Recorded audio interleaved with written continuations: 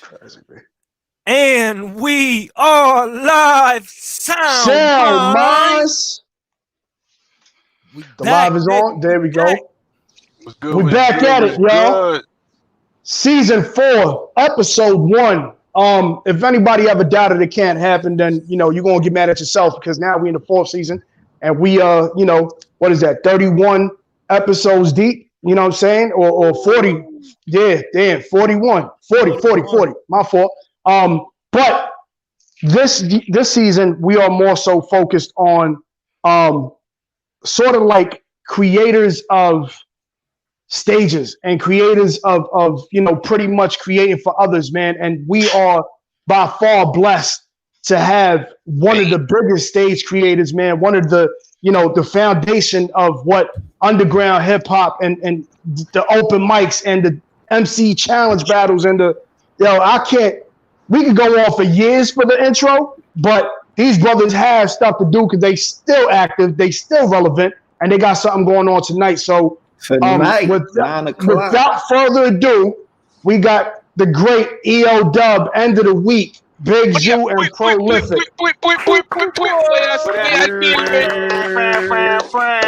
Yeah, and for all the viewers, all the listeners, it is end of the week, as in end of the WEAK. You heard end of the week minds, end of the week spirits, end of the week lyrics. You heard? Fire. Y'all into wordplay. Yeah, a little bit. Y'all into double entendres. And we're gonna get into that too, man. We're gonna get into why the name, what came up about it, you know what I mean, what started EODub, and for the most part, man, talk about the phenomenal movement, man, that y'all had, it was damn near 20 years, if not more than that. Shout out to Dad Is Not a Noun, constant supporter, brother. Thank you so much, man. So like I said, the epitome of open mics, the epitome of showcasing, the epitome of battles. You know what I'm saying? And it's funny because around the same time we was doing it too. Sound Mods was doing it at the same time. EOW was doing it. And to see that we were doing it, but it was also the love and respect, man, the salute at the time, because it was like, yo, what they doing is so love that we was always at your shows and so on and so forth. And can we talk about what EODub is as a movement, what it means, and why it has now the tentacles of EOW as a unit has moved on beyond countries and boundaries that many cannot even fathom. Can we talk about that? Yeah, we can, bro. I mean, we're known now for many things, but frankly, EODub is end of the week, as I mentioned, and it started as an open mic in the Lower East Side in the back of a restaurant actually called Baby Jupiter. And there was a DJ. Yeah. Where LES stands up. Old school style. And that's pros like hood for real. So we came up in the LES, man. We started in the back of this restaurant. It was in the year 2000, August of 2000 to be exact. And there's a DJ named Joey Ty, and he saw Vice and Pro together as a crew called Eye to Eye. And he saw myself and my partner Nunzio together as a crew called Solid Ground. And he actually had the vision that we would be dope together doing a show, right? So he asked us to show up. He was actually supposed to DJ. This is an interesting part of the legacy. Yo, let's tell the real story, though, because they want the real exclusives. They want to know the juice, man. Exclusive! So the truth is that, we were all in the underground scene during that era, right? We're talking like 98, 99. We were walking around with the truest assassins in the game, freestyling out at West 4th Park, going to Demerara, Wetlands, all of these different classic venues, all these places where you find in SOB's competitive hip hop. And so there was always a respect, but also a rivalry, right? With any crews.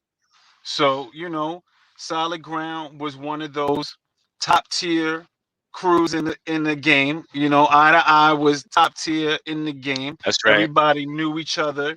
And so we was definitely looking at each other like, yo, they shit is good, but we got more John Blaze shit though. Our shit is more John Blaze than that. More John Blaze than that.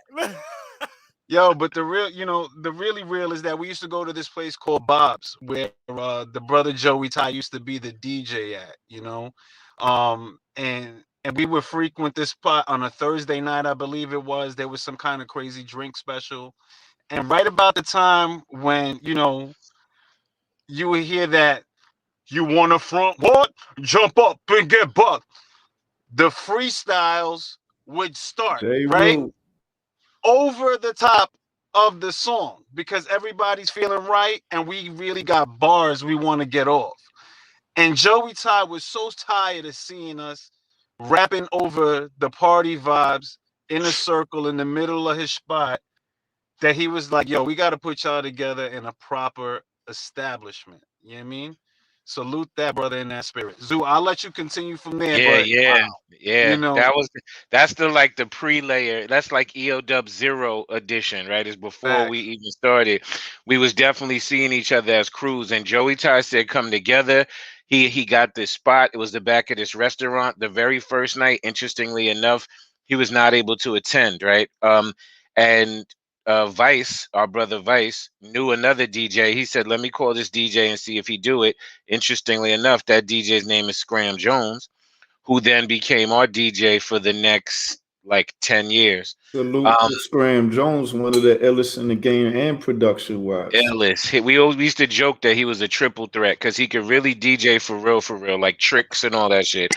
He could really produce for real, as you've seen with Styles P, Jada Kiss albums. But he could rap. Jones is a dope rapper, yo. Real talk, he got bars. Like, check out like our first project. What was it? Special Forces one. He got a joint called Jackson Jacker, I think, on there.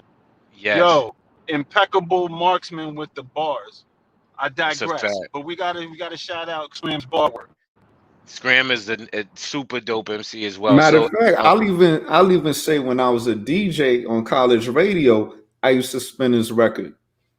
Yeah, man. like just to qualify, people listen on the internet, sometimes they get things twisted. Like their DJ was like better than most rappers at rapping and producing and DJing. Like super for fat. real.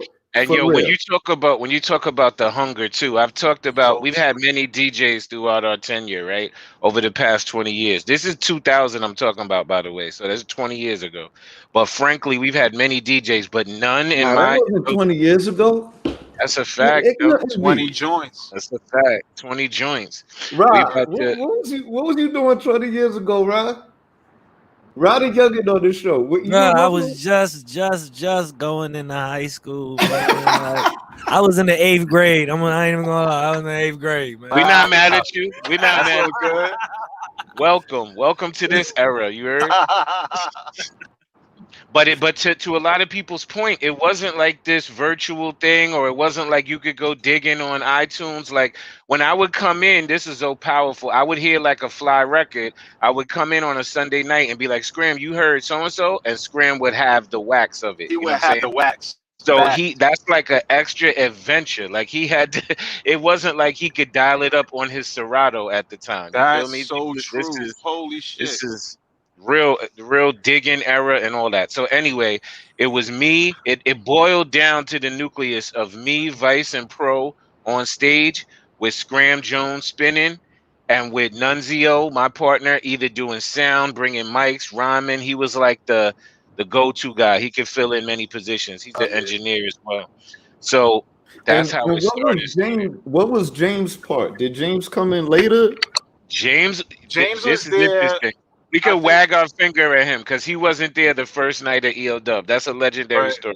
Vice told him to come, and he wasn't sold yet. He was like, I don't know about that other rap shit. Yo, but real talk, Bong was already a promoter, and he had already been doing a lot of different shows. Like, he had done, like, legendary underground shows in New York. You know what I mean? Pumpkinhead. And so, like, we knew him. We went to Hunter College with James, and that's how we originally connected with him. And true facts, we know Vice through my man Stev Ruckus, right? And Stev Ruckus, me, Vice, Bong, we will be up at the Rock at Hunter College. Anybody who went to Hunter knows about the Rock and the gazebo and what goes on up there. I'll keep that on the QT. And we were like, yo, you gotta come. We're about to do the open mic. He wasn't like Zeus said, 100% sold. But he was there the second week, and I'll tell you, the machine never ran better than when Bong was out there managing the captain in the thing. You know what I'm Yeah. saying?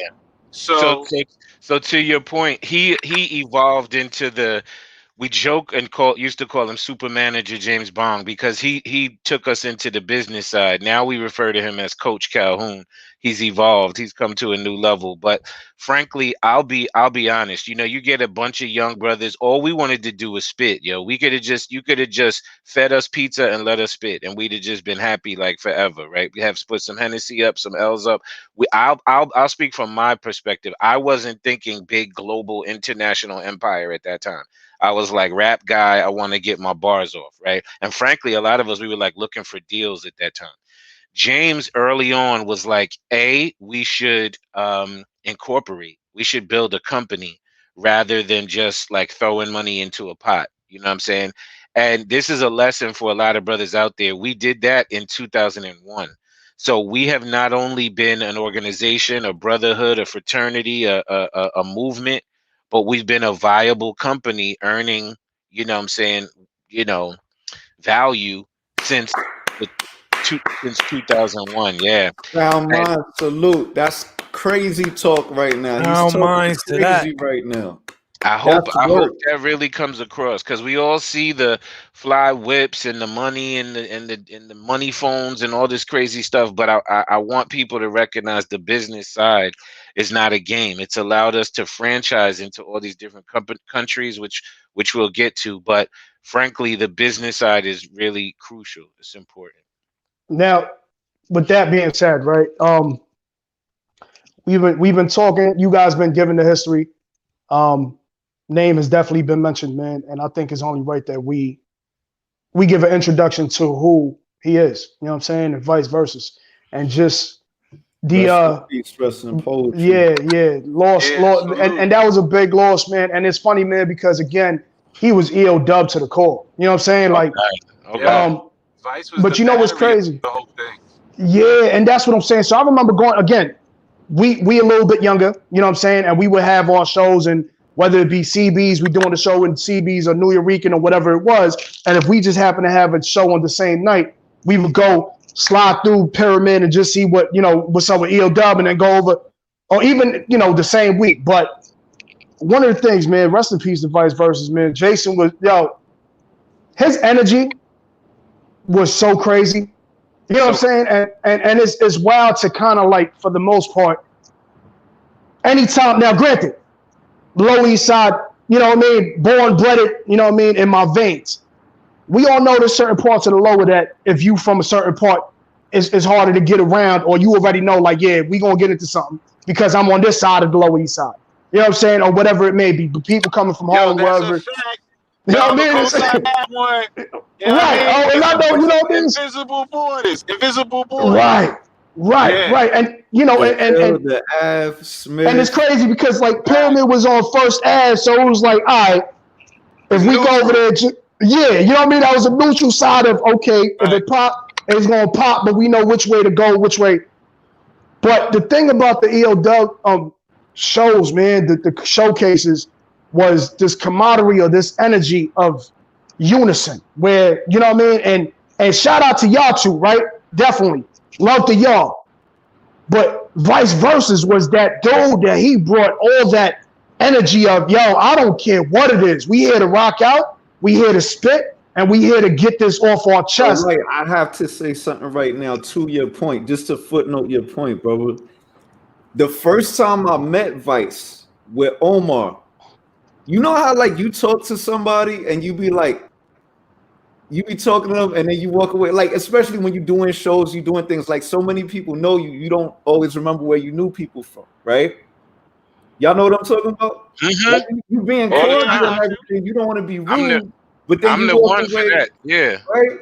So I had that moment, but next level with him, because I swear to you, like, I was like, where do I know? Because it was Omar and it was Vice.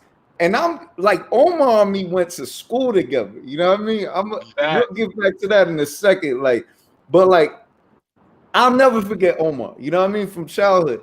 So I'm talking to Omar, Vice is there talking to me like Omar talking to me. And I'm like, so that I'm convinced I know him. You know what I mean? I know he's not Omar. Now I'm like, is this Omar's twin brother? Like, and then I walked away. It took me weeks to realize that was the first time I met him. But that's how his energy was. And I felt like, yo, Omar's my brother, Prolific my brother. If he's rocking with him, then I'm gonna give him the same energy. You know what I mean? Yeah. That's saying a lot. Yeah, I respect that. But that's the type of go ahead.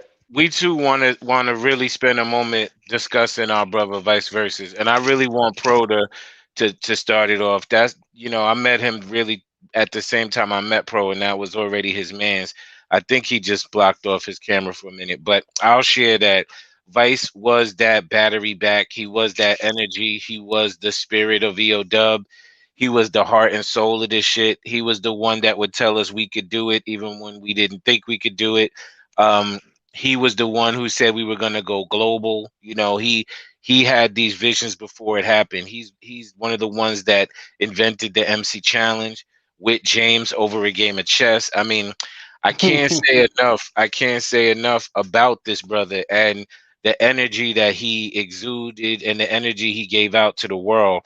I'll be really frank with y'all. When he passed, as crushing as it was, I literally was like, how could EODub even go on? Like, it's a wrap. You know what I'm saying? I thought it's over.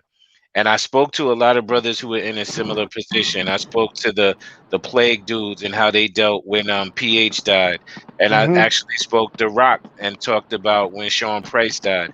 When that person from your clique goes, that's like the pivotal one, like the leader, it's hard to go on, And it was a really ill period. But in the early days, he was the energy that brought us together, pure raw energy on stage, knew everybody's bars so he could spit crazy ad libs.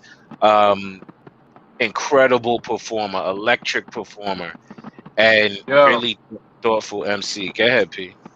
Yo, I'm sorry about that. I got disconnected, but we were talking about the brother, so we would be remiss not to say happy birthday to him, right? I don't know if you got a chance to say that. It's tomorrow's birthday. Happy birthday. And the other thing about Vice is that people don't realize is that Vice at one time in his life was super thugged out. That's a fact. Like when I met Vice, he was brolic and a different kind of energy. You know what I mean? He's from the block. And so you saw a man that evolved, to like a high level of understanding of life. And I would say that the energy and like what he provided to us was so like pure and like unadulterated, is because he understood early on the value of life and like these moments and how they're like fleeting, right? And so like he was almost the wisest among us, and we never really realized it until he transitioned, right? And so when he talked to you, Kai, is the same thing. Like he would talk to you like he knew you forever, even if he met you once. He might not know your name and he might call you assassin to death and killer, but you always understood that there was a sincerity and a like genuine love. Assassin, you know what I'm saying? For everybody. And he was known as Voorhees too. Like at one point he was. So when Pro talking about like that type of energy, like he definitely connected with that side. You know what I'm saying? Fact. I'm gonna be real. To me, again, being younger, y'all dudes were a little bit older, and I respected what y'all was doing so hard. But to me, like with Jay, like he was Busta Rhymes and Spliff Star together. You know what I'm saying? Like, I like that. He was able to kind of give that energetic showing that you needed for, especially, come on, man, hip hop is a competitive sport. You know what I'm saying? So a lot of times, a lot of egos cried. A lot of like, yo, my crew was this crew and that crew was your crew, and we gonna keep it like that. But with him, he was able to bring forth a certain type of energy where it was like, yo, my crew is dope, but your crew is dope too. B, shout out to y'all for what y'all doing. If we could build, we could build. That's the bar. You know what I mean? Yeah, man. And then that Split Star. Yeah, the Split Star is crack. I mean, that fits. Yeah, because you know why? Because whenever I would see Zoo up there, or I would see, O up there, or I would see, You know, I remember Ty rocking with y'all a little bit. Like he would.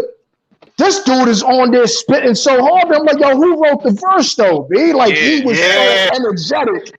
You know what I'm saying? Fact. Shout out to him, man. Shout out to him. That's the Happy real. born day to the king, man. Coming tomorrow, man. Aquarius City, B. It's Aquarius season. I want to say for me, you know, once again, not knowing, you know, just me now looking into it, and I watched the Belgium show.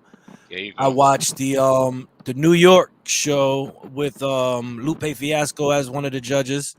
Word. And I'm telling you, this is how it happened. I'm gonna walk you through it. I'm watching it. I'm like, yo, this is this is lit. Like, this is exactly what, you know, I want to be a part of in my life. You know what I mean? Like it and then the main person that stood out to me was Vice. Like, he shined, his energy.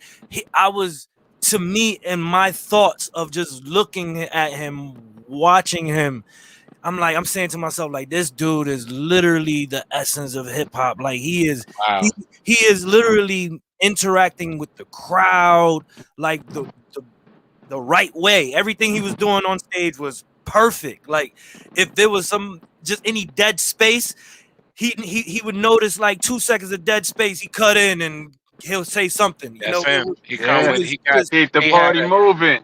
Yes. kept it He had moving. He's a rich thousand- MC. You know what I mean? And that's one thing I gotta say is like Vice was in an age bracket as well that put him in the bucket of like, yo, he came up on the truest, like best forms of the culture, arguably, and lived through the heyday and golden eras that followed that, right? Yes. And was a fan, and not only a fan, but like a hip hop scholar and like super knowledgeable as well, right?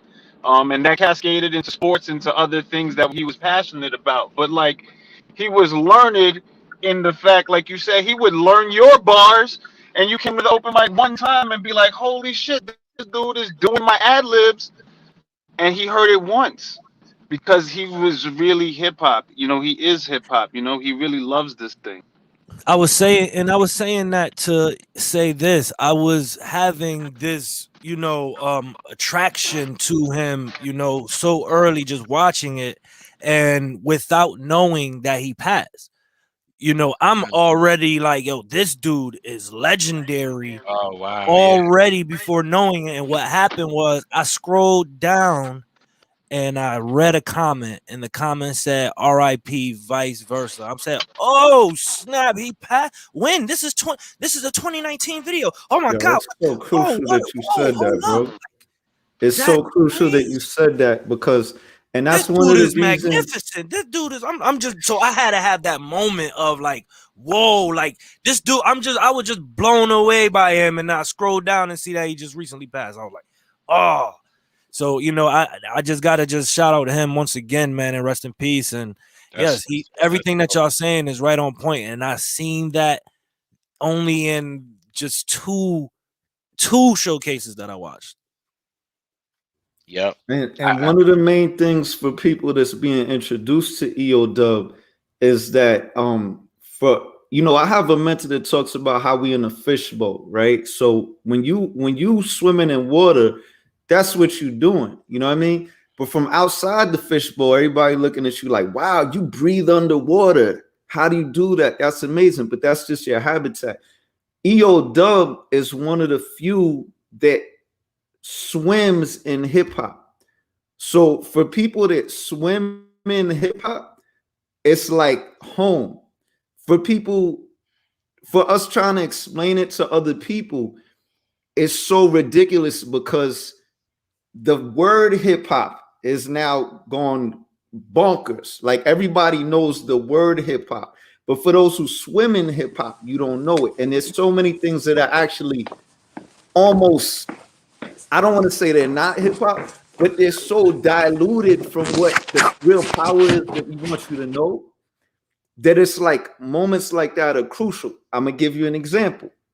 Many people think that to be a star in hip hop, you have to die or you have to kill another black man. This is just an unconscious thing that people associate now due to the media, what have you, right? Rob, what you just said needed to be said for people to understand that. You get what I'm saying? Like this brother Vice, Jason, like this brother was a legend, and he was a dude that made me feel like I had another brother the first time I met him. And then at the shows, made me feel like I had a place to go where real hip hop, like things that didn't happen on TV or people talking about hip hop, was gonna happen. You know what I mean? At EOW. So you saying that, I hate to say this. This isn't a good thing to say, but that's what it is. Like it's actually necessary to say that. Like hip hop, we don't get power in hip hop by killing each other or by being killed. You know what I mean? So Vice is known for the being that he is, the life that he is. You know what I mean? And that's why he will continue to be remembered for long after. You know what I'm saying? Wow. Well said, bro. I like the that swimming analogy too. Because when we would get on stage together, the three of us in particular, we you know, as we discussed, we came from different crews, we came from different places, and then ultimately around, it might have been '02 or '03, we formed the Three Kings, which is ultimately myself, Pro, and Vice. So there was a part of us that gave away the whole crew aesthetic and the solo aesthetic for a long time, and we were like, we're gonna be Three Kings. And when we were on stage together, there, you know, it felt so natural and so organic. People have described, like you mentioned, the like what you're doing is so amazing, like the fish is swimming underwater, but to the fish it's just natural. For us, I think it just became so natural to just go on stage with Vice and Pro. I mean, sometimes we would have a very scripted set, and sometimes we'd be like, let's go, like let's just go, you know what I'm saying, throw on whatever records and what have you, and we were swimming. You know, and I think to the outside, a lot of people, I mean, throughout history have been like, this was so amazing, that was so incredible. And to us, it was like, we was just swimming, you know, we was just doing what naturally came to us. But you know what was dope too, man, around that time too, man. And like I said, Plague was mentioned, you know what I mean? Plague, Stronghold, Writers Guild, you know, EOW, Sound Minds, like it's dope to see. And we had Breeze on here as well. You know what I'm saying? Second season. We was talking to Breeze, and we brought up the battle y'all had. You know what I'm saying? Which was dope too on the MTV joint. You know what I mean? So yeah, I wonder, do people know that true story though, right? So you want let's talk on it. Hold on. We about to First of all, I didn't even know that was you. I didn't even know that was you. Off season of Sound Minds. Now y'all gotta have like the DC Marvel, okay? We got a season 2 Breeze, and we got a season 4 Zoo. Like, yo, well, here's the funniest part about it. So we get in the comic book connection. We very much like a Professor X and a Magneto, right? It's like we under it all, we brothers. You know what I'm saying? From the very beginning. What's so interesting is Breeze had the hookup for that MTV battle. For people who don't know, it was called Direct Effect. It was a show MTV was doing for a while with Funkmaster Flex. It was Times Square. They would have a guest. The guest would get interviewed. They'd play videos, and then there'd be this battle, they called it.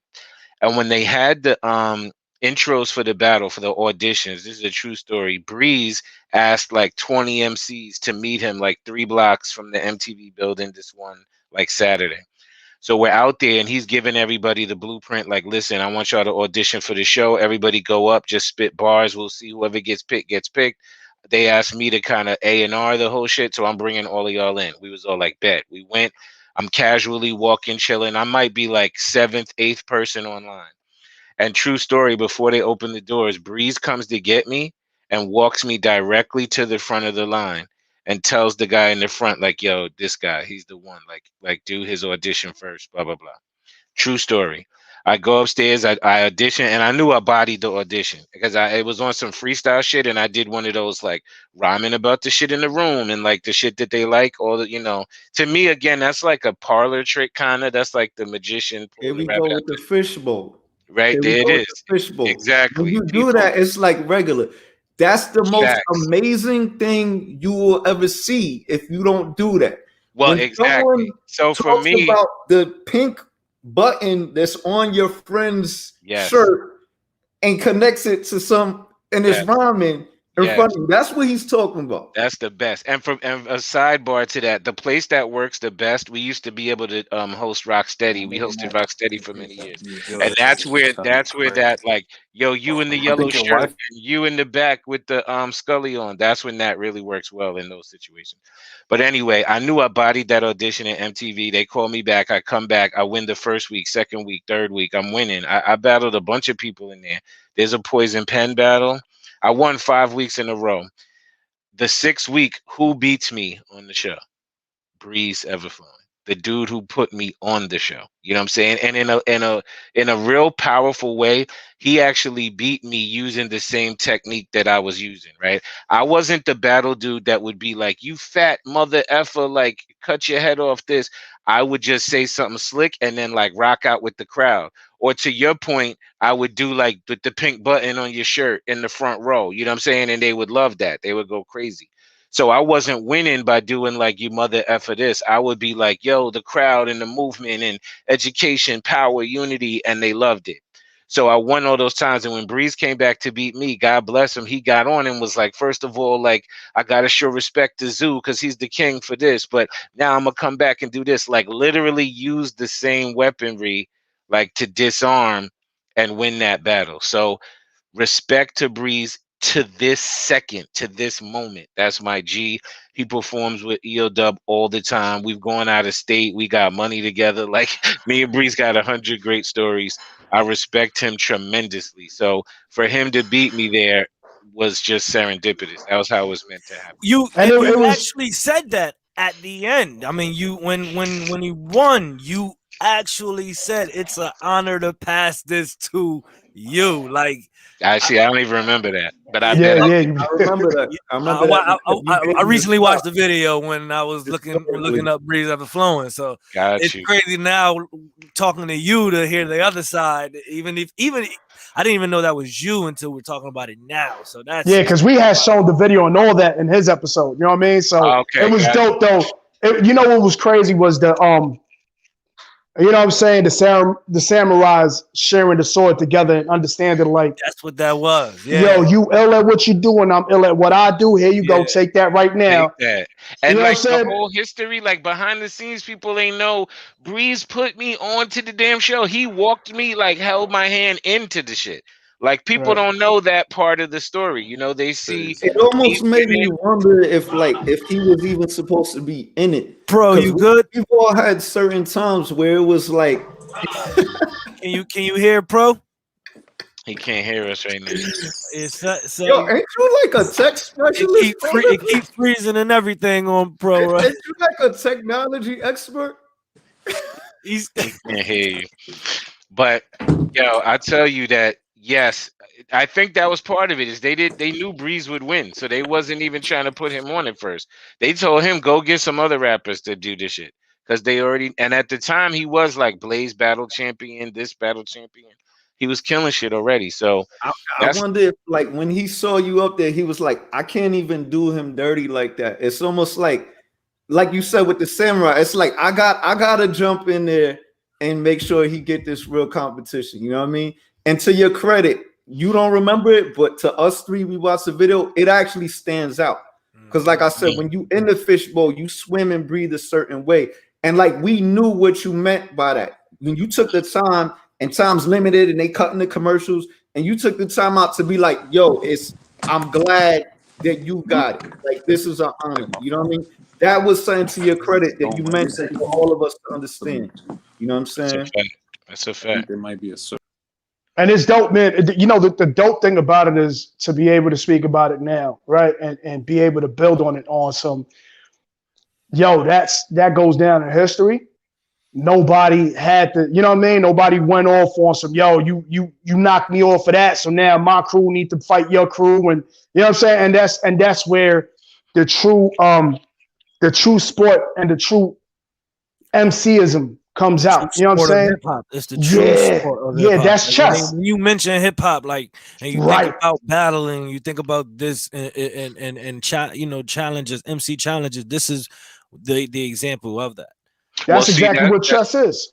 It is, and now speaking of the MC challenge, to transition to that is so Yes, that's see. I see. I like how alley-oop that. yeah, I like that. Thank you. Let me dunk that real quick and tell y'all that the MC challenge was initially in its inception, it was almost developed as like the anti-battle or like the alternative to a battle, and I'll share with you why.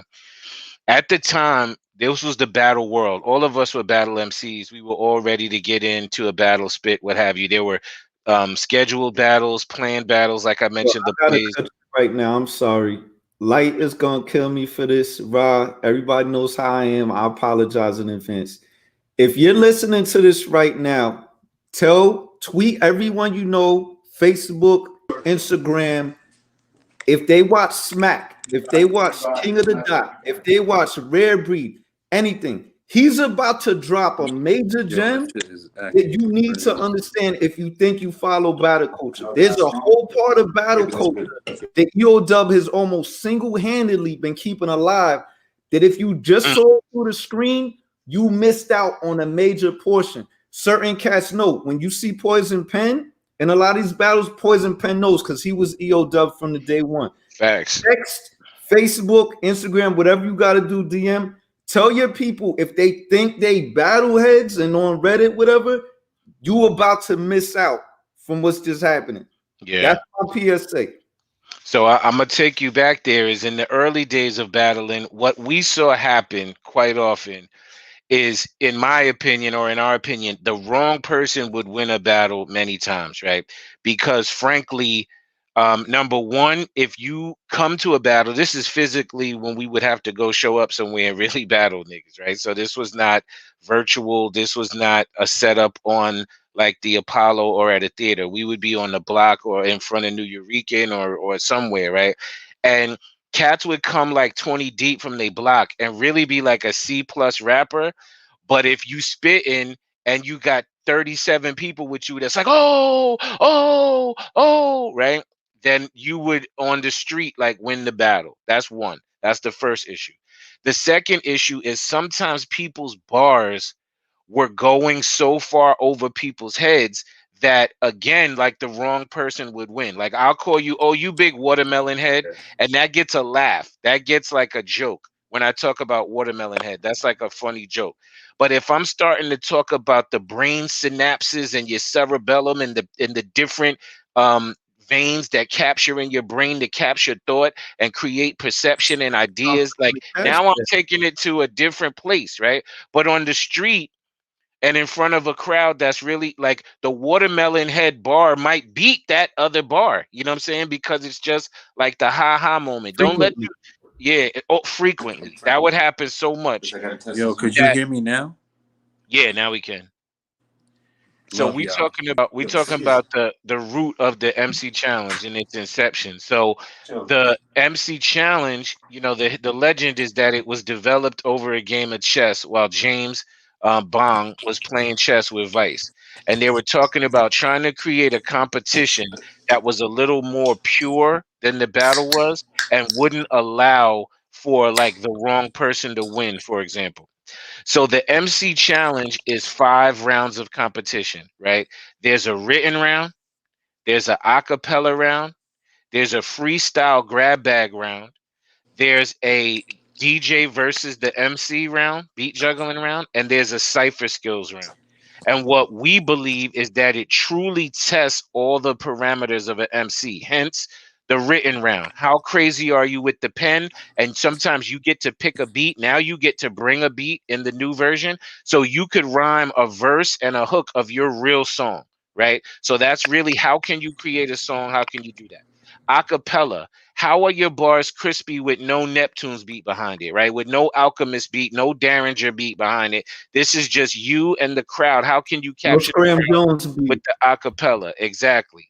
Then third one was grab bag. Like we was really testing cats' ability to freestyle. Some of our countries, interestingly enough, have had to peel away from freestyle because so few people are nice with it.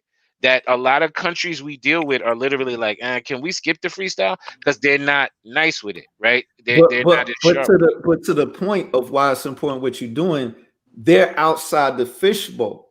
And again, as the word hip hop has expanded, because we haven't had EOW, you know what I mean? And we have so many people saying the word hip hop, but so few are bringing the fishbowl around that y'all are maintaining. Yeah. People don't even know that type of freestyle. They don't. And this But is the point where, let me go ahead, finish go ahead. unpacking that, because there's a point to it, is that the grab bag tests your ability to freestyle. Then the next round is the beat juggling, where the DJ throws on different beats. That tests the MC to be like, you should be able to rhyme over any beat that I throw on, right? And then the last round is cipher skills, where you rhyme with two other MCs, which tests your ability to rhyme with other MCs. And I mean, you're subtly competing in there because you want your bars to be sharp, but you're also complimenting the other MC, like, yo, pass it to light skin, get it to tight. You know what I'm saying? Like it really, we believe, is like the Olympics of the MCs versus calling you a watermelon head. You feel me? Yeah, I think the sentiment is important too. It's like what you guys said earlier about the spirit of EOW and how you felt kind of like a kinship there, regardless of like what crew you were with or whatever. There was that love element. The MC challenge was born in that spirit, right? Is how can we show who's a dope MC or the best MC, because it's a competitive sport, to the earlier point, without demeaning one another, demoralizing one another, and really like ripping somebody down. That crab in the barrel mentality was one of the things that we were always about: challenging, battling, and ripping down and dismantling, right? And really looking at how can we build. You know, we had different mantras like "feel free to feel good." You know what I mean? Yeah. And cats might leave a traditional URL battle and try to shoot each other in the parking lot, right? Cats leave the MC challenge and they might go make an album together. Yeah. You feel me? It feels different. It feels different. It definitely does, and I ain't gonna lie, like, and that was the thing. Like when we was doing the MC battles, it was just straight the MC battle. You know what I mean? You put your name down. Luck of the draw, you battling whoever you battling. You know what I mean? I remember we had Mecca versus academics. You know what I mean? My partner. I remember PH. I remember Jen. And the dope thing I will say, man, and this is brotherly love, but the dope thing that I loved about y'all is that competitive different levels that y'all had. You know what I'm saying? We had this straight up, and then that was the thing too. A lot of it was the crowd pleases. You know what I mean? We let the crowd kind of decide until we felt like, yo, hold on. You're not going to sit here and tell me that watermelon head bar is going to get over that. So we take it to the judges if needed. You know what I mean? And then a lot of times it was kind of like, and it was funny because with us, like me, Kyle, a lot of us, we weren't drinkers. We ain't really like, you know what I mean? But as y'all already know, Pyramid, CBGBs, you had to sell out the bar. You know what I mean? That was part of their movement. Right. Yeah, you know what I mean? It was like, yo, y'all. So it's funny because a lot of times, I remember me and Dre, man, me and academics, we used to hold down shows 45 minutes off the head. You know what I mean? And sometimes have to flow off of that on some, Jack the Ripper. You know, like my knife is as ill as Jack the Ripper. I don't drink, but go get some liquor. You know what I mean? And it was just funny kind of having to go off the head off of something like promoting something we ain't even do.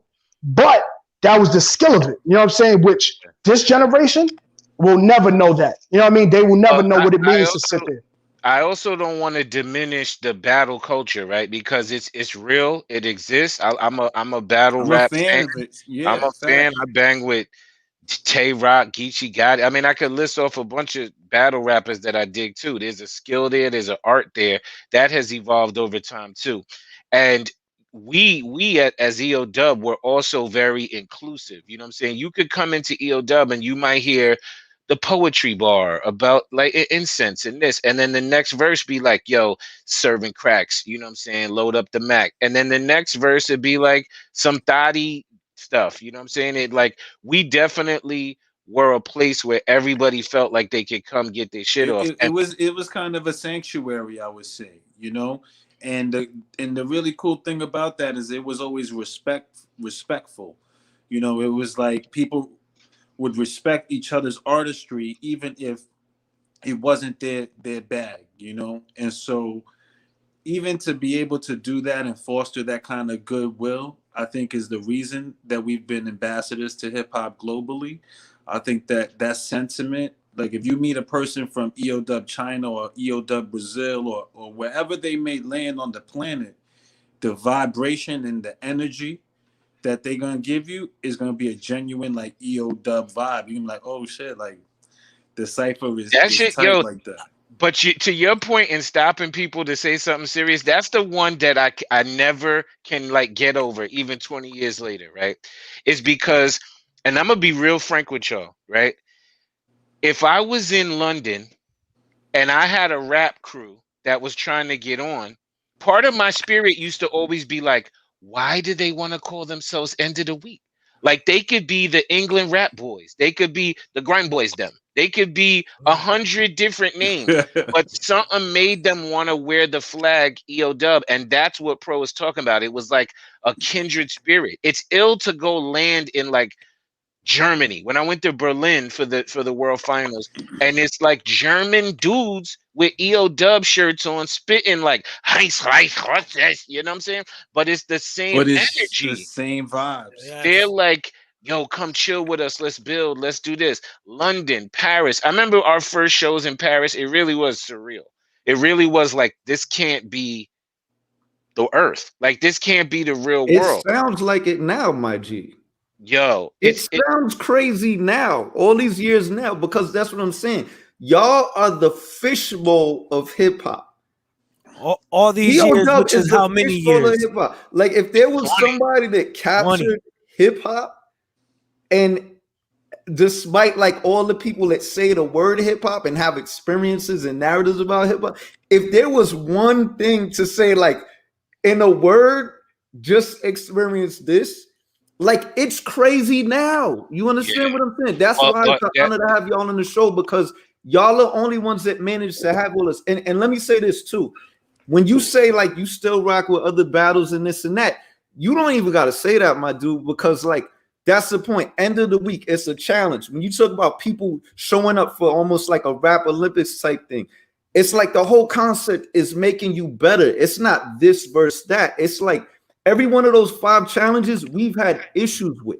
It wasn't like, you know, we've had people say, oh, you just write, or you just freestyle, or you can't rap with people. Like, it's not, instead of it making this, and let's be honest, a lot of hip hop and black culture in general has been taken over or always dealt with white supremacy and slavery tendencies. So what you did is, yes, you created something dope for hip hop, but you actually found a way to kind of like uncolonize peoples of color's minds, where it wasn't like written verse hip hop, me versus you. It was like, okay, you can write. I also want to challenge you to do this. Family, my sister, my brother. I want to add on to that. You feel me? Hence the name. Yeah, hence the name challenge, right? Hence it's not the EOW MC war, the kill off, you know, the stabbery. it's the challenge. And we used to joke that in essence, your biggest competition in the challenge is yourself, right? How nice are you at this? How nice are you at that? That's what I think people often came back. Pardon. It's like you would see top of the line MCs who would take an L, let's say, and still come back and be like, yo, so when can I get in the next challenge, right? Because they want to better their score, right? And they want to prove something to themselves, you know, and I think that goodwill and like that energy, you know, that EOW creates is something that,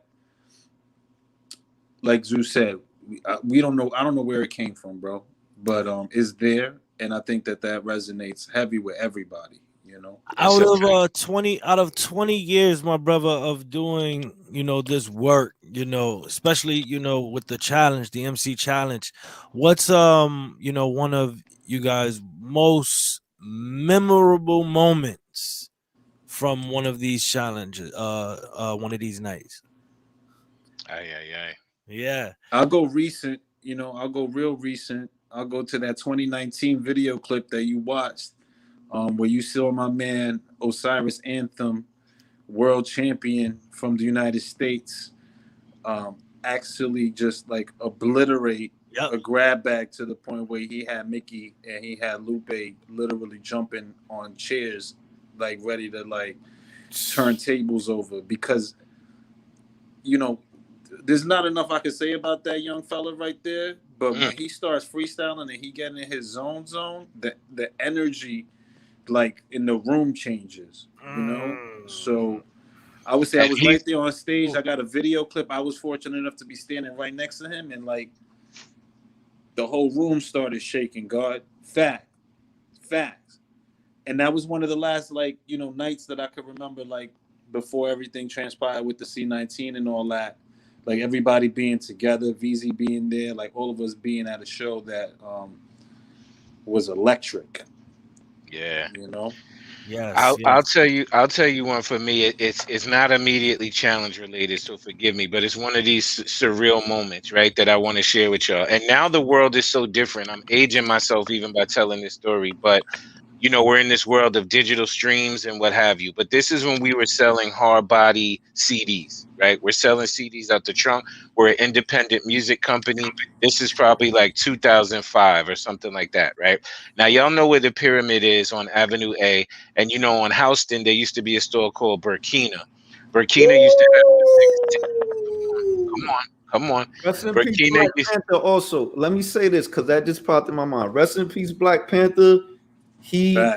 Burkina made a space for brothers like that who was doing their own mixtapes. You said CDs. Light skin saying y'all older than us. Stop, light skin. You like, we was there. We had cassettes. I'm with you. I'm with you. Burkina. But Burkina was the spot, right? So Burkina is literally like 4 blocks from where we've been performing for like 5 years. And we put out our independent album. And this is, you know, a lesson about expanding your horizons and going overseas, right? I was trying to take the CDs to Burkina, mind you, 4 blocks from where we've been rocking every night for 5 years at this time. And Burkina, the girl in the store that night was on some kind of like, I don't really know you like that. Like, I'll take a few on consignment, like giving me a hard time taking these CDs, right, to sell them and what have you. It was blowing up at that point. Right. And I'm like begging them to put them in the store. And this is so ill because this was around the time, whatever Hove's album is, I think it's the 3rd, I think it's volume 3, where it's a gray cover and he's like on the cover, kind of like it looks like a grayish thing. So I'm begging them to get our record in the store and they're giving me a hard time. A couple of weeks later, we fly to Paris, right? We're doing our shows in Paris. We've already sent them CDs to put in all the stores. We've given them stuff. We have an in-store to do in Paris and all this. We go to Paris. We walk up to the store, right?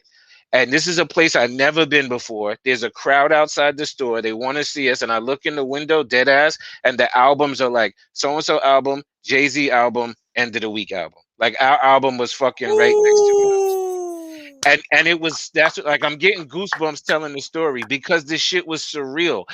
In America, I have to beg a store 4 blocks away from our fucking club to take 10 CDs on consignment. When I fly to another country, my CD is right next to whatever banging new hip hop is out there, and the love was tremendous. So I know the internet and everything has made the world much smaller, and we can sell music easier, and you have different access to it. But I still think it pertains to shows and traveling. Is that don't lock yourself into feeling like you just got to rock in the tri-state area or just in the United States or just on the East Coast. There's money out there. There's opportunity out there, and you got to expand your horizons. I know we're in a tough time to travel like at this moment, but going overseas is arguably the illest thing we did. You know what I'm saying? Is not believing that we were just going to be in LES forever. That's the headquarters. That's where we emanate in this energy from. But these other countries took to us and took to the MC Challenge like, you know, food to the baby. They needed it. Thank you, bro. Wow. Yeah, and shout out Sammy. Sound minds. Shout out, you know, DJ Kerry and the film that they put together, which was live from New York, which really helped to springboard our movement into Europe, you know, to the rest of the world. Shout out Webified, who was the winner of our first ever MC Challenge and who was, you know, kind of our foreign legion, if you will, you know, our ambassador to the world, who really helped to spread that flag, you know. And that's really what it's about. It's about having solid people on your team. Facts. That movie should be available. They can Google It's maybe on. I Live think from it's New on York. YouTube. It's Live from New York, um, and it It's, featured it'll like the be in who's who. French. Immortal Technique is in that. You know, the Plague is in that. Um, it's a great DVD, and the story that it told, and I think it aired like on public access in France. You know, and so that also helped to kind of fuel and stoke the flames for us. You know, when we went overseas. So like, shout Sammy Jackets and you know those folks who came through those doors and provided those opportunities for us. Fact. That's part. You know what's crazy too, man. I think we got to talk on it, right? Just because we know the inception of hip hop was really about being the storyteller for those who didn't have much. You know what I mean? All people.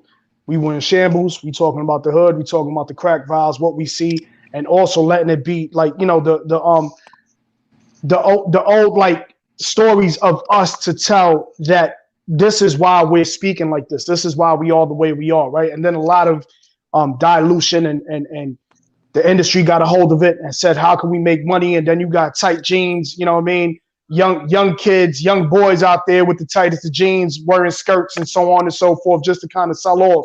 But the dope thing about EOW, man, despite the fact, like even going off the head, where you can sit there and just, you know, at any given time, you know, off the mind, you say something crazy where it's like, yo, speak out your mouth, I'll take off your skull. But EODub's always been about positive too, and about empowerment. You know what I'm saying? And I'm segueing this into a track, Zoo, that you dropped, you know what I mean, a video too, called Black Woman, you know what I mean, which is so much needed for today, for our era, and especially with the stories that we hear, the young lady in the liquor store in Harlem and all the other things that we see, you know what I mean? And I want to, you know, for the most, you know, for the what it's worth, salute y'all for the fact that y'all always been like skill level has never been a question with EOW.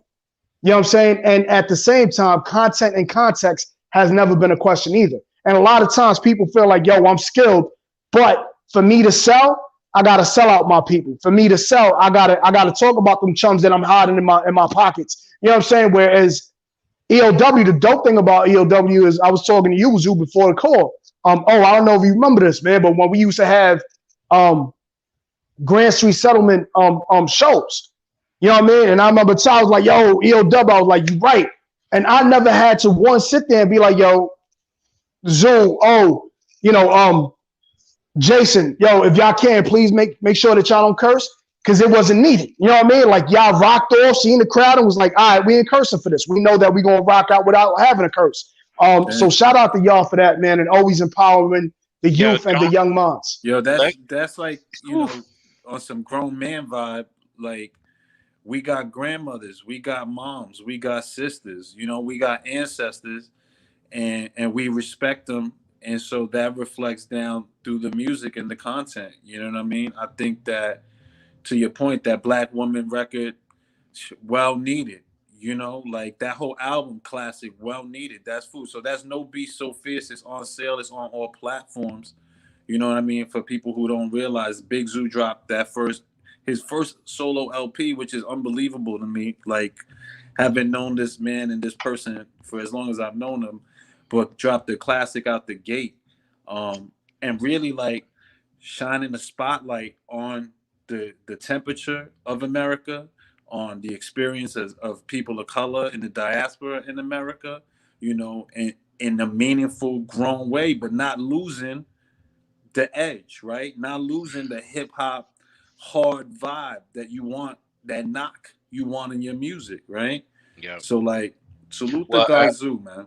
I respect that. I respect that, gentlemen. And even beyond our content, I want to, again, for your audience, just take it to a very practical place, right? I am a grown man with 2 daughters and a wife. Like, Black Woman to me is like my life, right? I got 3 sisters, a mom, aunts, what have you. It just came natural. But I'm speaking to that ability to be able to code switch and like not curse, let's say, right? All throughout our tenure as EODub, frankly, that has helped us tremendously, having the ability to code switch. We've been hired by colleges to do college events, opening events. We've been hired by Rocksteady. We did that, their anniversary for like 12, 13 years, right? There's an outdoor event with everybody from 2-year-olds to 90-year-olds, right? We've been hired by anti-drug awareness organizations, safe sex kids events. You know what I'm saying? Like, we have people connections throughout New Jersey that hire us for these events. And to your point, Lightskin, it's actually paper, it's money that we've been able to acquire by being able to code switch like that. And we actually have some MCs, you know, I won't name them, but during that time when we would go be hired to do like the Safe Sex Awareness Day, and it's really us freestyling. We know MCs in our camp that can't come because they don't have any applicable bars, right? They can't. They don't have nothing that they could spit that's not, you know, F your mother, kick your baby in the face, and so, you know, and that's a skill. That's a skill and that's a talent. And God bless them that they're not interested in doing this type of event. But I'm talking about money. There's places that have reached out to us that said, "Can you do this for this check?" And because we have that capacity, we've been able to code switch and do incredible events that would, like, you'd be like, EOW is literally at the college fair, like performing at the opening ceremonies. I want to keep footnoting this for people that still like indoctrinated in a white supremacist mindset, in a win lose mindset. When you come through, see, one of the things that bothered me when I was battling is back in the days when you walked in a battle, it was like a crowd of battlers. That's who was in the room. It wasn't a stage of people that came to see you and you battle. It was a crowd of battlers. You know what I'm saying? If it wasn't on the street or on the block, if you was actually in the venue, then you had a crowd of battlers instead of that dude's block and your dude's block and y'all amping each other on. You know what I'm saying?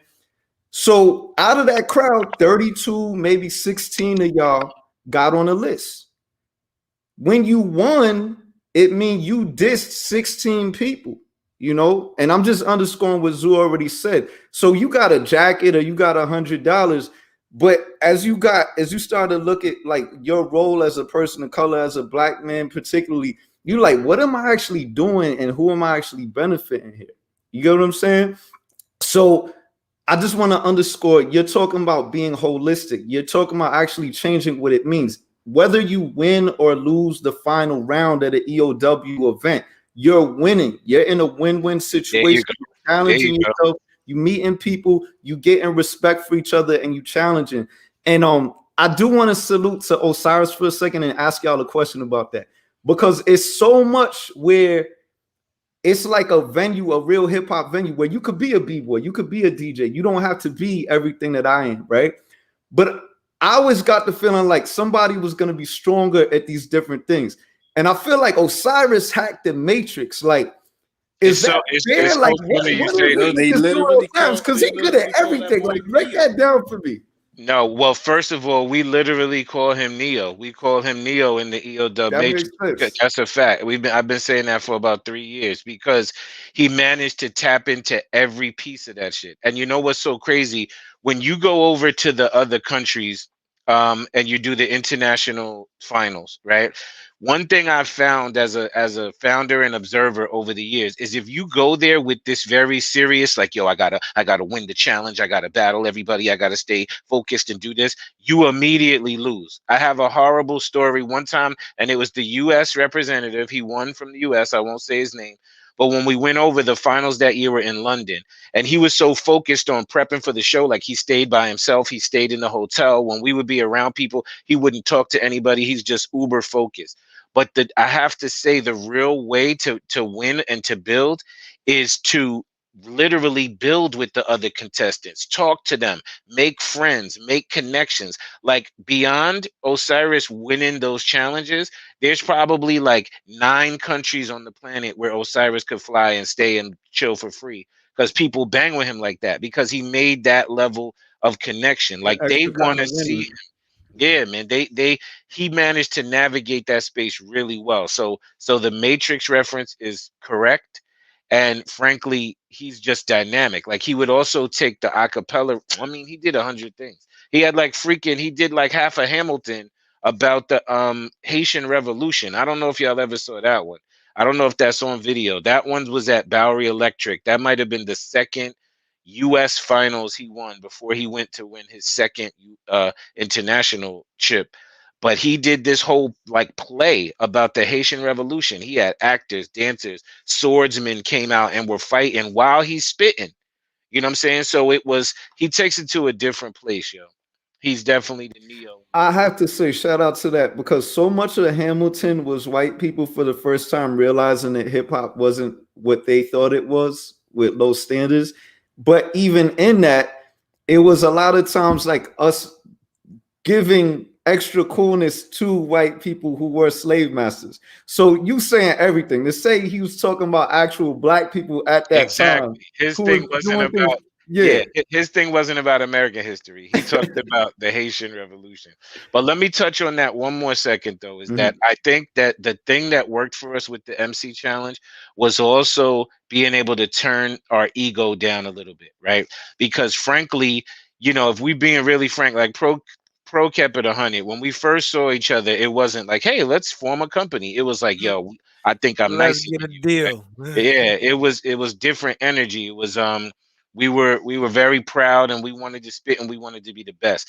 The unique thing about the MC challenge is that when we take the MC challenge to Paris, it's not us competing. It's all of the Parisian rappers competing in French, right? When we go to Berlin and we do an MC challenge, it's not the US people spitting, it's all the German Berlin dudes spitting. So it lets the flyest from their area perform. I mean, Toronto, Quebec, Paris, Spain, everywhere we went was really their rappers rapping, not us. Right. So we're still hosting and we're doing the hooks and we're doing the energy, like he said, like Vice got. But then when the challenge came, it's their rappers rapping. So that also helped us, because a lot of people in the other countries, they were excited to see American rappers. But imagine if you got to see this fly crew of rappers from America, but then you and all your mans are spitting too. Right. It's not just us. Right. Salute to Sun Tsunami. You heard? But we got two Sun Tzus on the call. Yeah, I ain't mad at that. But anyway, I just wanted to share that too, that allowing other people that space, right? And that's why that leads right into the next point, which is like Prolific is putting out new music now. You got the Butters, there's a Butters song. Like I'm excited. I'm geeked, you know what I'm saying? But like at the same time, I know that there's probably, when you do something like this, there's probably thousands of people who know about you or have seen your face now. I mean, beyond thousands, like tens of thousands, whatever, but probably millions now with the internet, to be honest. But they might not know that Prolific is an LMC. I mean, it hurts to say that, but when you when you love something and you sacrifice being the MC, getting a deal for like facilitating a space for MCs, people do have short-term memory. People is looking for the watermelon head punchline, right? So I wanted you to just continue from that narrative, that lane you on right now, and talk about that. How have you been able to maintain so long and have that unity with the founders, you few founders, when it's something that embraced so many people now? Yeah. And talk a little bit about what Breeze did for you in the direct effects battle. You know, like he's like, I'm the illest MC in the world. You know what I mean? I battled RZA, I battled all these people, but I want to make a venue for others. And sometimes people might forget I'm an MC. I know y'all dealt with that. How does that help with the sustainability like 20 years later? Yeah. And Prolific, thank you for doing the album. You know what I mean? Because for me, it's like I want people to see that you are the MC and the host as well. Yeah. But I think that's one of the things that no one else could speak to like y'all. So please. That's a fact, and that there's some ego in there too. You know, when we started, and I mentioned in the back of Baby Jupiter, it really was a place for us to get our stuff off, right? We wanted to get busy. We was MCs. We wanted to spit, and then as we saw more people coming in, we realized it was really very quickly realized it was not just about us. It's about creating this platform or providing a platform for other people to get busy. So that's one. You're 100% correct. The second thing is, for us, what I think we got lost in for a while, I'd be interested to hear Pro say what his opinion was on this, but we got pegged as the hosts, right? They hired us to host this, host this, host this, host this other event, host this event, host this event, and then after that, host this. We've hosted like plague events, even our family, like when they do the PH Memorial, they hire us to host it. You know what I'm saying? Not so much to perform as like Zoo the rapper, but like you guys are such good hosts. So to your point, my G, we definitely, well, again, I'll speak for myself. We got caught in like that host loop, and we were getting gigs though. Like it's tough because we were getting paid gigs to go host other people's shows. And part of our spirit was like, yeah, we're going to go get this paper. But the other part was like, but they don't see us as dope MCs, though. They You're see us almost branding yourself as you're almost winning at unbranding yourself in a way. Well, the tough part, I think, is now, to your point, is like Pro, you know, we're having talks about our music all the time. And he's in essence, he sees himself as a new MC. He sees himself like a new artist, right? He's been out for 20 years. He's been on like 7, 10, 12 albums. I don't know, of our group albums, Eye to Eye album.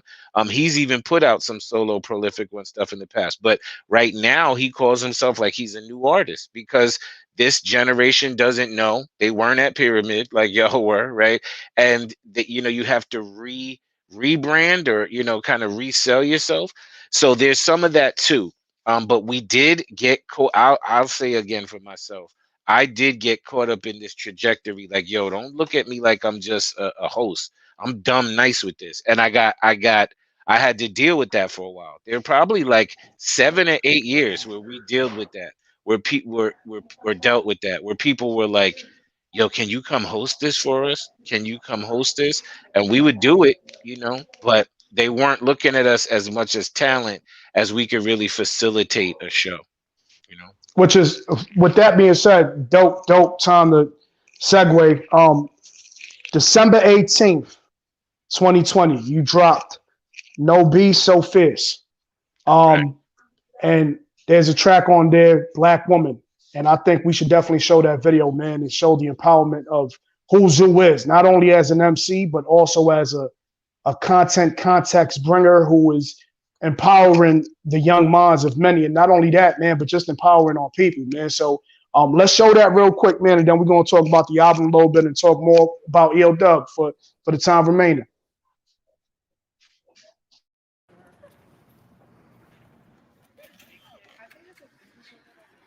Black woman, bronze queen, brown beauty and every shade in between.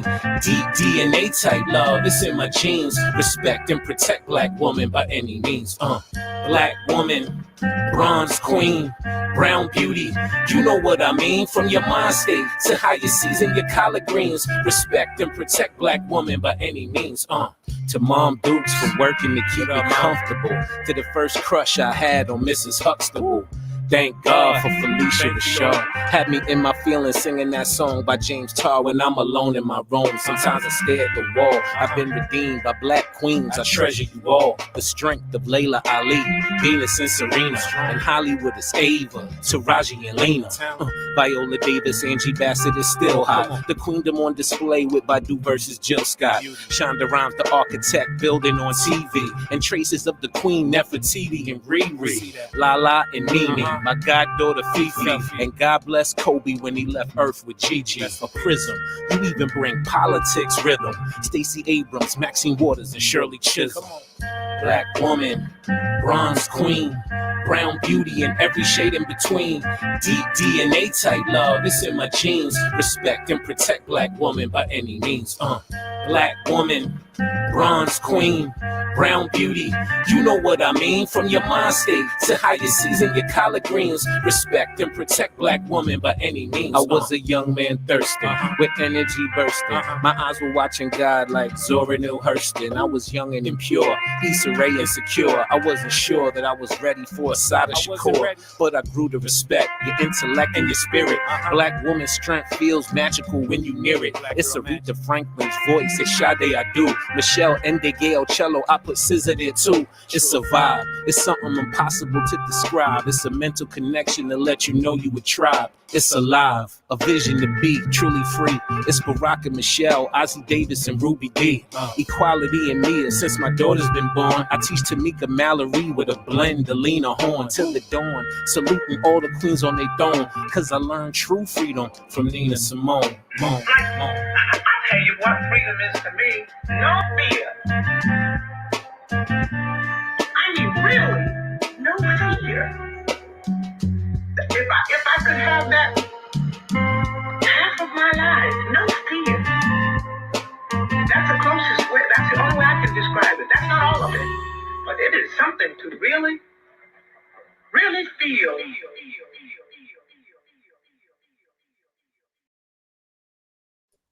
Sound monster that. Sound minds. Sound minds. Yo, I gotta tell you, Zoo, thank you, brother. You know what I mean? And especially because I myself am a father of 2 daughters as well, man, and your life changes. And it's not to say that when you have sons, anything should be different, but you know, you respect, right? But at the same time, there's a lot of suckers out there, B. There's a lot of straight up, a lot of suckerism going on. A lot of people who ain't teaching that they're young, or even men in general, or let me say males in general are not teaching their sons how to be men. So that's when you get the putting hands on females and disrespecting females and so on and so forth, man. So to see this video, it gives us a bit of that respect factor from a king's perspective of, nah, thank you, queens. You know what I mean? Yeah, we got the suckers out there, but there's true kings that do honor you and honor your path that you created. So thank you, man. Salute. God bless you. This is, you know, the fishbowl analogy keeps coming back because, again, to me, that's just my life, literally. Like, I literally have a wife and 2 daughters. I have a mom and 3 sisters. I have 4 or 5 nieces, 5 nieces.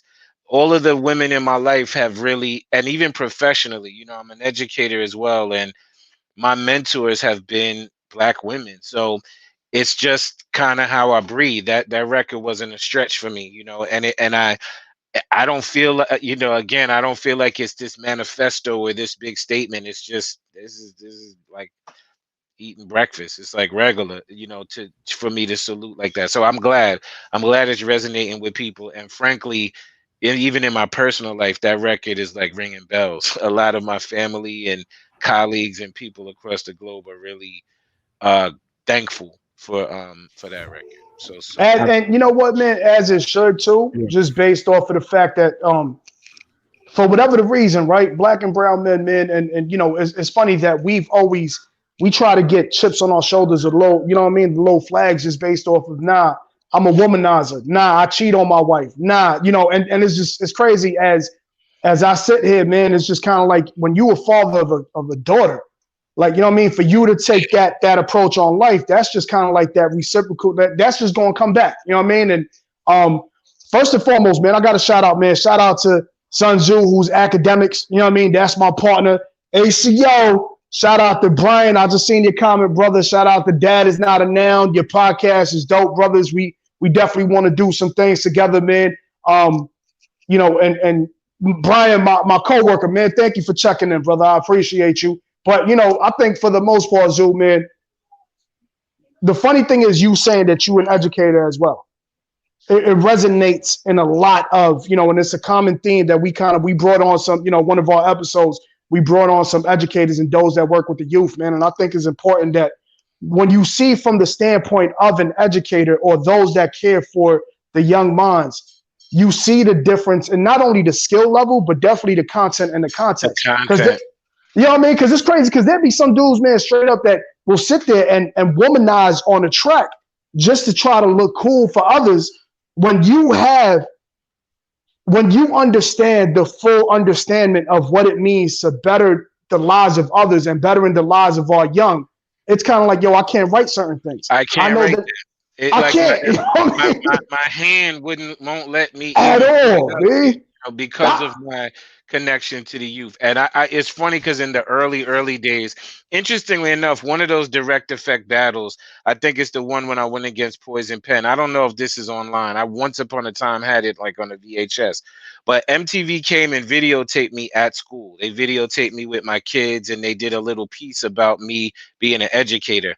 And at the time it was so interesting because I would get this question often, like, yo, are you the educator who raps, or are you a rapper who's an educator? And my answer universally would be yes. Right? It's like I am literally both of those things, and they definitely inform each other. Right? To your point, I was a 5th and 6th grade teacher at Crotona Park South, CES 110 in South Bronx for 8 years. Right? And this is in the early forming of EODub. This is in the late 90s into the early 2000s.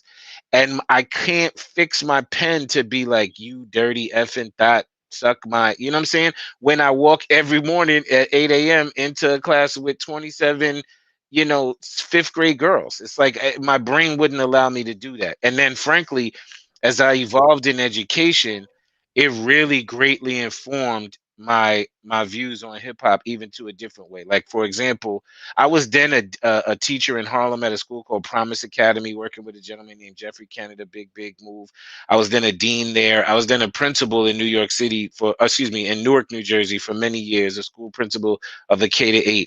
But now I've been a consultant, right? I work with schools around the country. And I do leadership coaching. I do school quality reviews. I do a myriad of things, right, with schools around the country. But the hip hop shit is like a secret superpower. You feel me? Because it's the difference between me walking into a school in Philly and being like, and another consultant might walk into a room full of kids and be like, good afternoon, students. Can everybody sit down? And I walk in like, yo, what's popping? What's good with y'all? What y'all working with? You know what I'm saying? Just that subtle, you know what I'm saying? And I've watched, forgive me, educators who are not of this culture, and they come with the like, what's the dealio, kids? Like, what's really groovy? It's like, yo, but kids can immediately determine your level of sincerity. Yo, DC, Philly, Kentucky, anywhere I go, is like hip hop becomes that secret weapon that even my colleagues, some of my other colleagues with doctorates and degrees up the wazoo, they can't do what I do because of my ability to know, to walk into a room in Philly and they're playing hip hop. And one of my colleagues, an older gentleman, was like, yo, who is that? What are they doing? And I was like, yo, that's Uzi. That's Lil Uzi. And the kids in the class were like, oh my God, like, you know Uzi? Yo, my stock went through the roof. Son. You know what I'm saying? Like, what you think? What you think that makes me less popular with them? And I hate to say this, but this is my job here to get it extra deep, because you already can see this ain't the regular podcast. This ain't like EODub. How long you been rhyming? Who would you like to do a track with? Like, we are your brothers. You know what I mean? Like, we talking you outside the frame of what you have. So to be real, we could say that hip hop is your secret weapon in education, but would I be wrong to say the secret is actually that's our natural state? Like, the secret is from the youth to us is us. We were supposed to be like, it took slavery and mental conditioning to have us in our own culture dissing education and dissing other black men or women for doing it. When you talk about you being an educator, a principal, a dean, consultant, school evaluation, when you talk about rest in peace to VVS, Jason, learning people and being a student of the culture, this is all educational skills being incentivized versus we have incentivized dysfunction. Is when you tell other black men not to learn or there's something wrong with it, to the point where when I met Omar, we was in a gifted class together. Like, I don't want to blow up his spot. He's not on the chat, but he getting ready to rock. We was in, like, they had things called IGC, intelligent, gifted, and special progress. That's how I met him. And he was like the first person to ever snap on me. And he was gifted with it. And he was incentivized. So he like really snapped on me and made me think about it. Really had bars, Before it was battles. Like, the reason I knew how to go to the back of the lunch table later on in battle after that was because I was in a class with the nerds, and he was like incentivized to be smart and be snapping on people. Like he was dissing me about forgetting my. I remember one day I came back from Florida. I was on vacation. I missed some lessons. Your boy Prolific once snapped on me about not understanding long division. And when I tell you the whole class was laughing at me, it was worse than any battle situation. It was worse than somebody pulling guns. He was like, how'd you forget? Da, da, da. I remember we had a friend come into class and he was like, the principal, you know how people send you the principal, tell the teacher message? The dude came back, he was like, the principal said to, and he said, 2? He said, no, the principal said 4. And then Omar come out, he said, you gonna say 6'8" next? We was dying. This was like an elementary, and I never forgot. That's a thoughtful bar. That's not just a watermelon headline, right? That takes some thought to it. And it's beautiful, and I never forgot. And that's how you win battles. You say that people never forget. Jason, I met at Stuyvesant. You know what I'm saying? Like, this was a white dude that was mad cool and was incentivized by being around like the neighborhoods to use his intelligence and respect hip hop culture.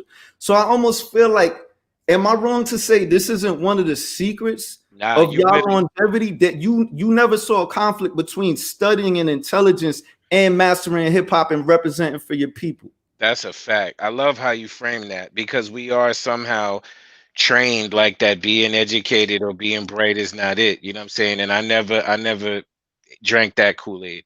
I mean, like yourself with the books around you, like this is my life too, right? Like I'm a researcher, I'm a studier, I'm a lifelong learner, and it's not whack to me. Shit is really dope. It's it inspires me, and it has been a great, it is natural, but it is a way to connect, as one of your people. Yeah. That's exactly what, I was about to build on that, man. It definitely is a way. And then, for the most part, man, I remember, multiple times I was running like hip hop courses throughout the summer with the youth and all that, man, or even in school when I was doing things with the youth and teaching the young how to write a verse, you know what I'm saying? And putting 2, 4, 6, 8, and then kind of like, what word of empowerment or what powerful word do you sword? Yes. You know what I mean? Sword. All right, cool. Let's build the board on sword. Or being culturally responsive with the teaching, right? Mm-hmm. I'm aging myself, because I'm literally talking about a time when both Biggie and Tupac were alive, right? But I'm teaching 6th grade, and we're teaching a Shakespeare piece, and we're teaching Caesar and Brutus, right? So the kids are not connected, and Shakespeare is wherefore art thou, and thou shalt, and the language is tough, and we're trying to kind of trudge through this. So I want to get the kids more engaged. So and this is 100 years ago when I did this. This is in the 90s, right? And I'm literally like, yo, imagine we talking about Caesar. He's like a man of the people, real proud, really got a lot of good people around him. He's kind of like Big, right? Like Big. And then Brutus, he's a little more brash. He's talking a little slick, you know what I'm saying? He gets more live in front of people. He's kind of like Pac, right? Yo, can I tell you that just that subtle, responsive connection changes everything. My kids, and here's the proof. This is the real proof. The kids loved the lesson. They couldn't believe that we were in school literally talking about Big and Pac, where we're really unpacking Shakespeare. And the jewel came like a week later. I ended up teaching this unit over and over again for like the next 3 years. But a week later, the science teacher came to me and was like, what's going on in your class? What's happening in your class? I'm like, what do you mean? She's like, every time we start science, they would go from my class right to hers. She's like, about 10, 11 of your kids got to go to the bathroom every day as soon as they get to my class. Yo, I realized my kids did not want to go pee while I was talking about Big and Pac as Caesar and Brutus. They did not want to miss a sound minds to that. They sound minds to that. This is the connections that I'm talking about, and this has been my weapon, my skill, my organic tool that I've used in education as well. It's not solely teaching the curriculum or what have you. It's making it culturally responsive and culturally relevant to our kids, right? Yeah. So that it's something they could chew on. And our kid, like my kids, I mean, that's one of 1,000 examples I could give you of how we adjust the curriculum to support students. It's natural. We thrive when we don't separate education from entertainment. That's not. And you know, not to cut your wisdom, Kyle, but you know what's crazy? No, I was gonna say, you know what the crazy thing is, man, with the work that I do now, and it's not necessarily with the youth.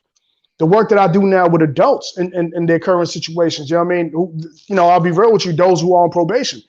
I use hip hop, I use bars, and I use certain videos to kind of like, you know what I mean? So it's so universal and so powerful that at the end of the day, like when they try to shut down the culture of what hip hop is, granted, rap and what we know it to be now and what's being pushed, of course, that's trash. But hip hop as a culture and what the power that it brings forward, crazy. You know what I mean? So I love the fact that the young to the old to the elders, you know what I mean? Like I sit there, you know, sometimes I'll quote a Pusha T bar just as if he was a great philosopher. You know what I mean? And it's just kind of like y'all need to understand. Push is the Shakespeare of coke rap, by the way. Sick. He is sick. By all means. He's sick. But my time is actually wrapping up. So we was gonna tell you, yeah, brother. Yo, this went by faster than I even expected, my G. It hurts my heart, man. You know what I mean? Because we like every time.